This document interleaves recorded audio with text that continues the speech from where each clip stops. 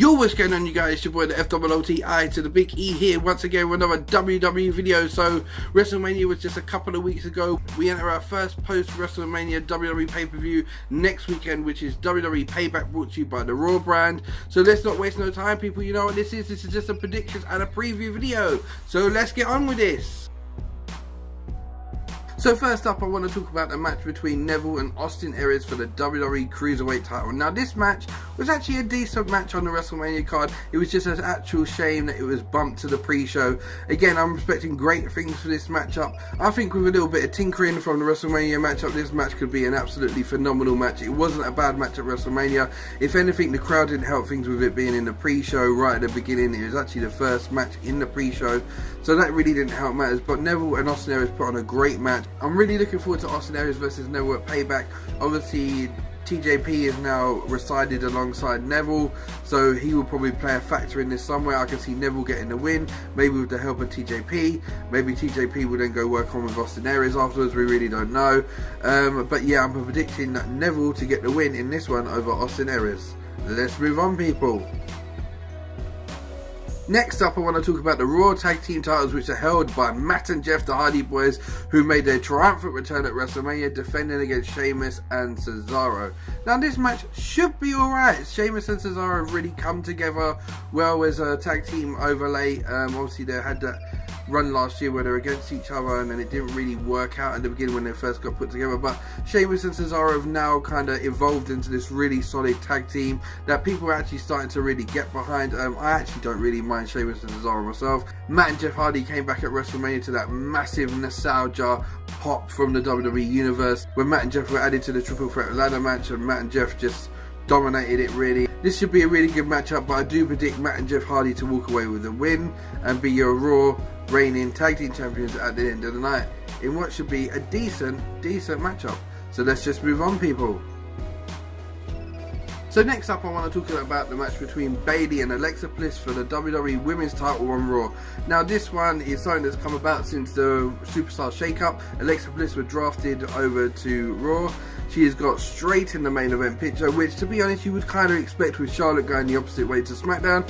And I can see this one being a really good matchup.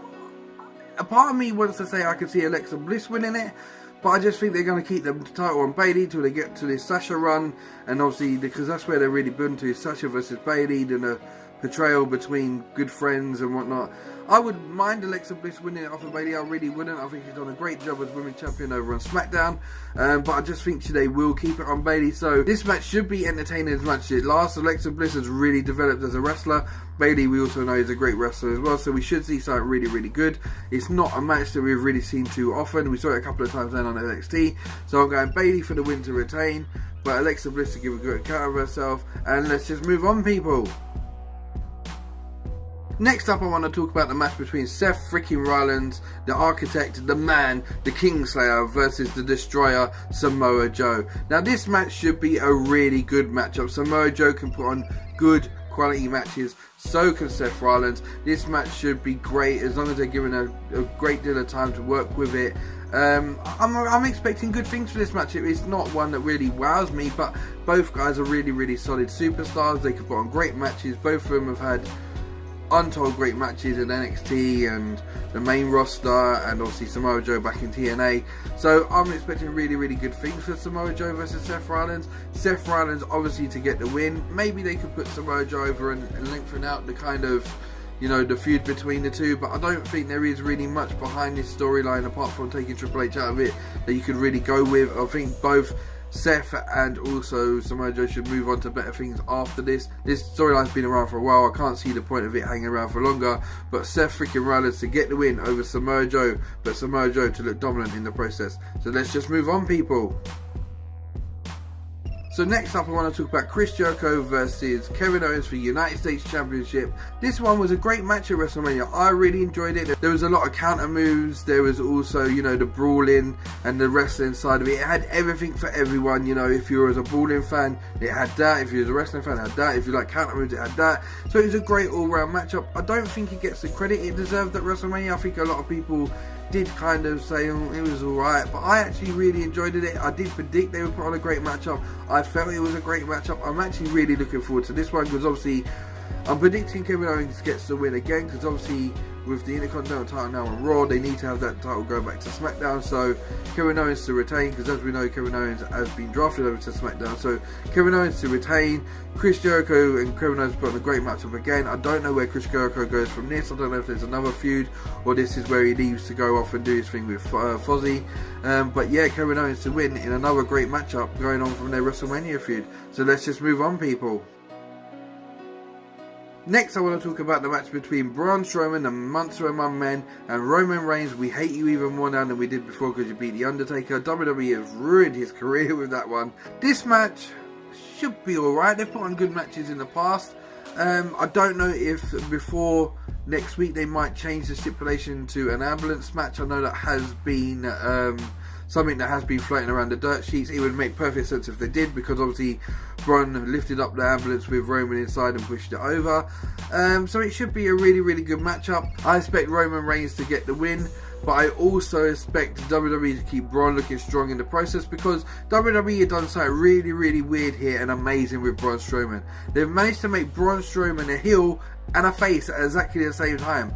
He's a heel because he's just a monster among men, but he's a face because he's fighting Roman Reigns. So it's a wonderful combination that WWE's done here. It's the first time they've ever done it. It's amazing how they've done it. It's no fault of their own, to be honest. They've just pitted him with the wrong person. But yeah, it's amazing how Braun's just a heel as well as a face at the same time. It's amazing, freaking beauty. But Braun to still look strong, Roman to go over Braun Strowman after obviously beating The Undertaker at WrestleMania. And let's just move on, people. So last but not least, I want to talk about the match between Bray Wyatt and Randy Orton in the House of Horrors matchup. Somewhere along the line, it's kind of been forgotten that it was originally supposed to be for the WWE title. It now is just a House of Horrors matchup. I would love WWE to really put Bray over here. I thought they should have done it at WrestleMania.